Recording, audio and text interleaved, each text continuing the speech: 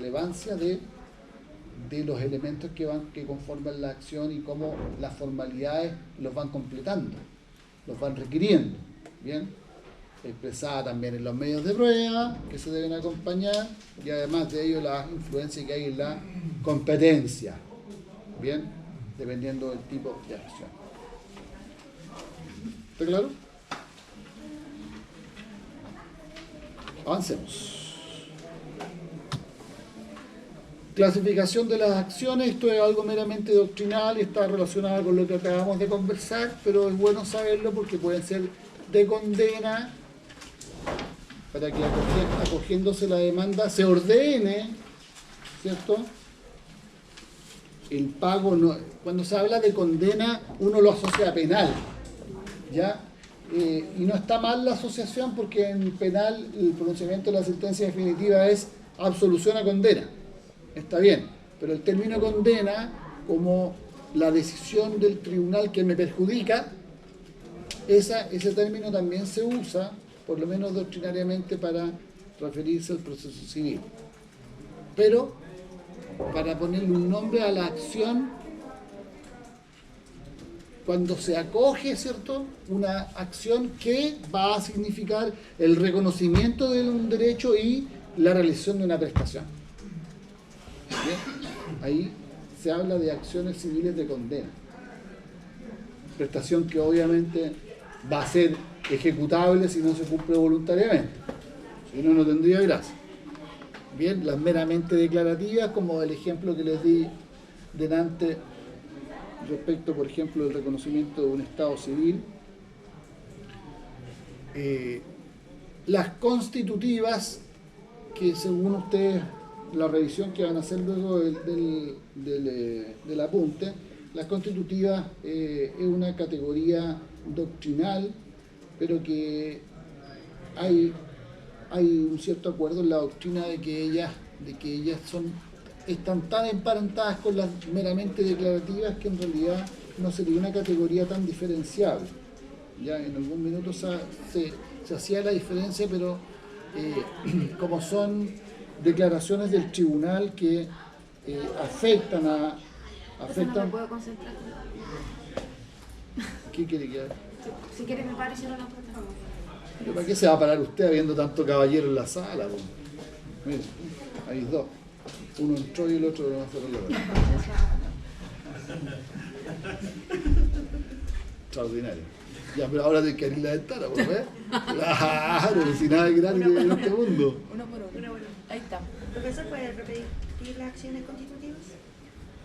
Lo que pasa, no, lo que le estaba explicando es que las acciones constitutivas no tienen en el fondo mucha diferencia con las meramente declarativas, ¿ya? Porque en definitiva, ¿qué es lo que pasa con las que son meramente declarativas y que no son de condena? Reconocen una situación jurídica respecto de alguien, pero no condenan a otra persona a una prestación, como el cambio de un estado civil o el reconocimiento de un estado civil. Ahí no se condena a nadie, ¿de acuerdo? Entonces, esa es una sentencia declarativa, pero que, puesto en el mismo ejemplo para que se entienda, como hace variar un estado civil, también se entiende que son constitutivas. Por eso que cuando ustedes vean el apunte van a leer en la parte final que se aclara ahí que entre ambos tipos de acciones, en el fondo no hay una diferencia muy nítida, pero sí son categorías que se han creado por la doctrina, y es importante saber que existen, pero en el fondo no es mucha la diferencia. Marca la diferencia, eso sí, con las restantes, con las de condena, como les acabo de explicar, y con las ejecutivas y precautorias. ¿Ya? Ahí sí que las diferencias son marcadas, porque las ejecutivas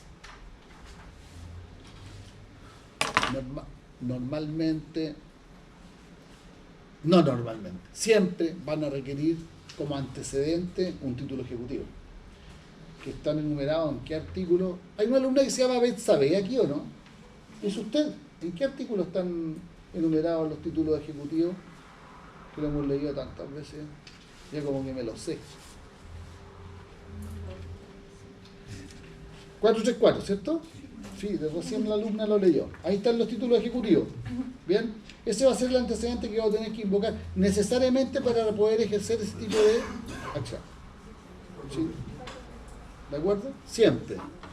Esas son acciones ejecutivas. Acción ejecutiva, ¿cuál es el objeto ahí? El cumplimiento de la obligación que consta en el título ejecutivo. Y el título ejecutivo puede ser cualquiera de los que están ahí. ¿Puede ser la sentencia de condena? Sí. Sentencia firme ejecutoria, el número 1, ¿no? ¿Sí o no? Sí. Bien. ¿Y los demás títulos que están ahí? Varios de ellos ya hemos estudiado. ¿Cierto? Lo hemos estudiado como equivalentes jurisdiccionales y otras fórmulas. Y las acciones precautorias, que tienen como finalidad, ¿cierto?, asegurar el resultado de la acción. De hecho, las medidas que establece el código tienen ese nombre, medidas precautorias.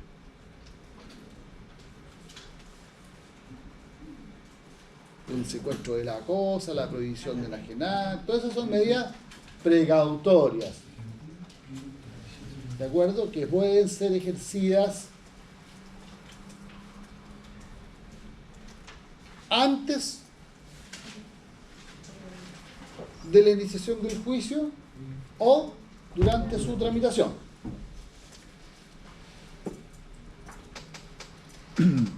Las acciones precautorias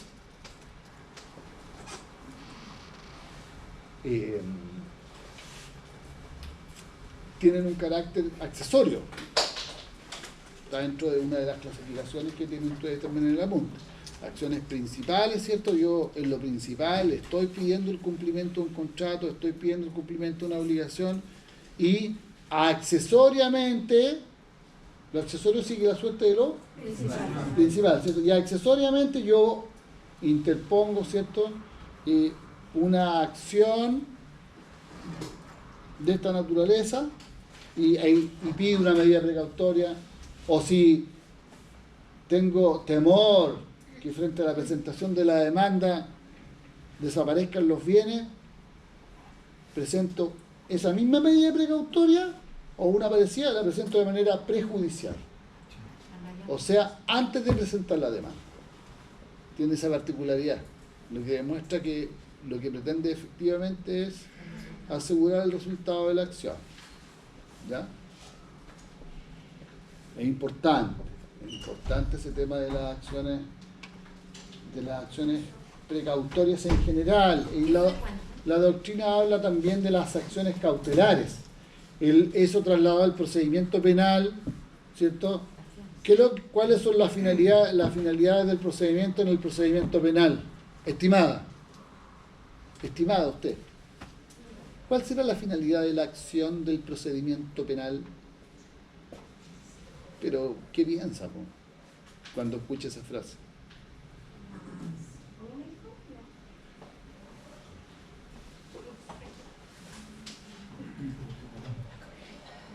¿Cuál será la finalidad de la acción en un proceso penal?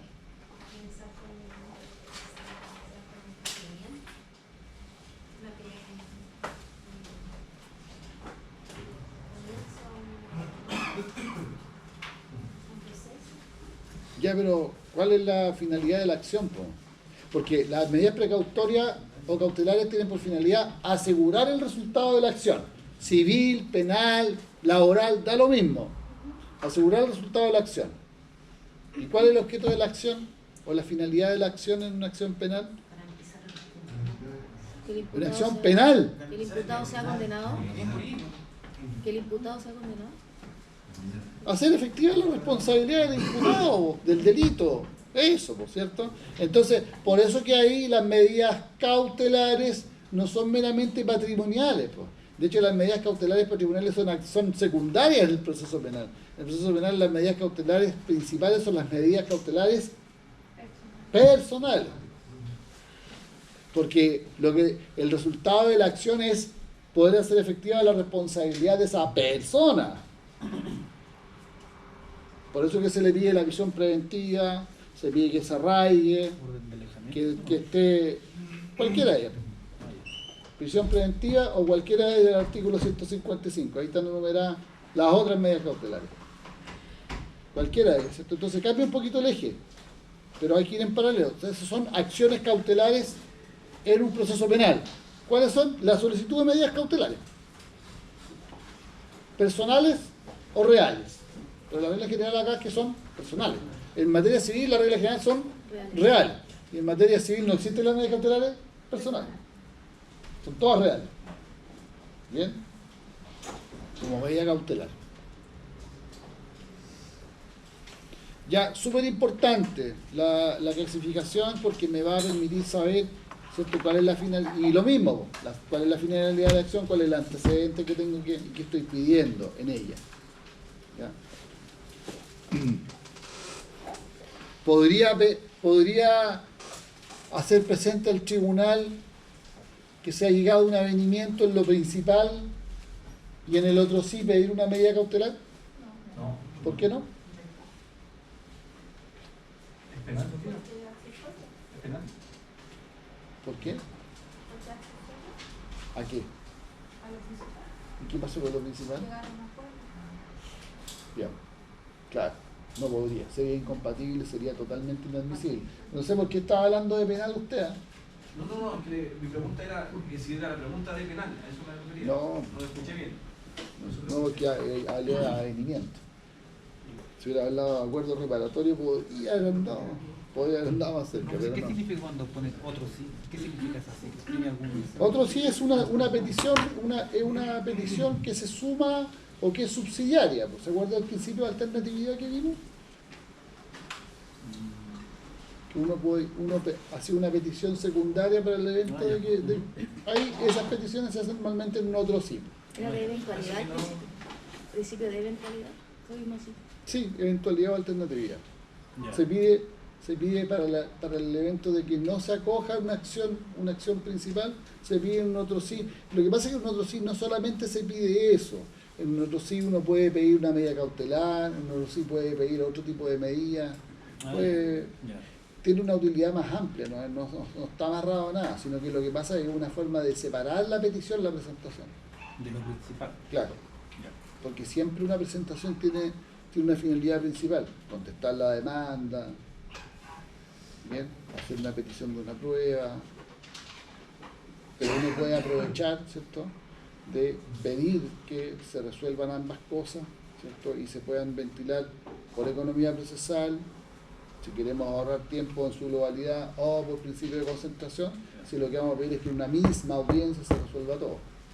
¿Ya? Pero sí, se puede, no hay problema. Bien.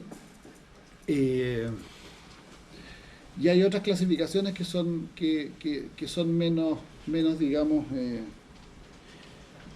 difíciles de comprender, ya que se refiere a lo que hemos hablado: acciones muebles, inmuebles, personales, principales, penales. Y en las penales ahí hay que hacer hay que puntualizar, pero no lo vamos a puntualizar ahora porque está en la última diapo, ¿ya? A propósito de la naturaleza de las acciones penales que establece el Código: pública, privada y previa instancia particular. Eso está en la última diapo que les preparé, así que ahí lo revisamos en su oportunidad. Pero es importante saber que la acción penal no es solo una, ya tiene distinta naturaleza, porque tiene la ley exige distinto tipo de figuras penales para tramitar una y otra, ¿ya? Tienen distintas fuentes. No todas las causas penales se pueden iniciar por cualquier delito de la misma manera. ¿Bien? Va a depender del delito, quién puede iniciarla y qué procedimiento va a tener. Sin perder de vista que las reglas generales en nuestro sistema son los delitos de acción penal pública. ¿De acuerdo? Son la generalidad. La excepción son los delitos de acción penal privada y los de acción penal pública previa instancia particular. Ya, a eso se refieren las mixtas, pública previa instancia particular.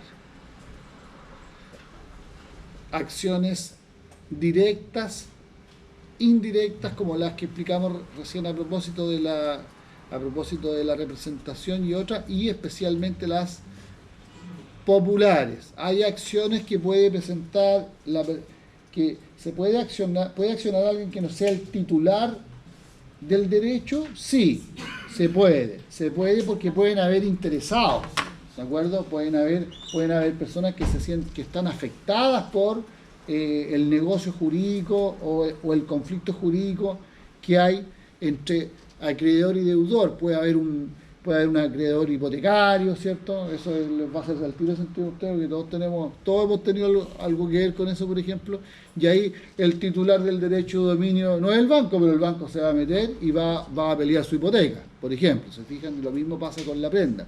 Entonces también es posible que se ejerzan acciones de carácter, así se les denomina, acciones de carácter indirecto. Pero obviamente que esa persona va a tener una calidad, tiene que tener una calidad reconocida por la ley. No es que pueda llegar y demandar cualquier persona. Ellos tienen un título, tienen una causa de pedir, ¿se fijan? Que está dada en ese antecedente, en ese negocio jurídico o en ese contrato que en términos generales visto son contratos que lo que vienen es a garantizar las deudas. La prenda, la hipoteca, son garantías. Y obviamente que si hay una garantía hay un acreedor, ¿de acuerdo? Y ese acreedor sí puede indirectamente también ejercer una acción que pueda afectar mis derechos. Bien, a eso se refiere. Y populares, que el paralelo sería los delitos de acción penal pública en materia penal. ¿Cualquier persona puede denunciar un delito de acción penal pública? La respuesta es sí. ¿Cualquier persona puede demandar a otro? La respuesta es no. No, porque tiene que tener interés, ¿cierto? Tiene que haber una causa, todo lo que hemos visto como para accionar. Pero hay acciones que son populares y por lo tanto es la excepción en materia civil. Por ejemplo, una obra ruinosa. Una denuncia de obra ruinosa que se ve en el juzgado civil. Esa denuncia de obra ruinosa, por ejemplo, es una acción popular. ¿Pero por qué es una acción popular? Porque hay un bien común que está resguardado por ella, que es el peligro, ¿cierto?, de derrumbe que puede afectar a cualquier persona. Y ahí excepcionalmente sí se autoriza a que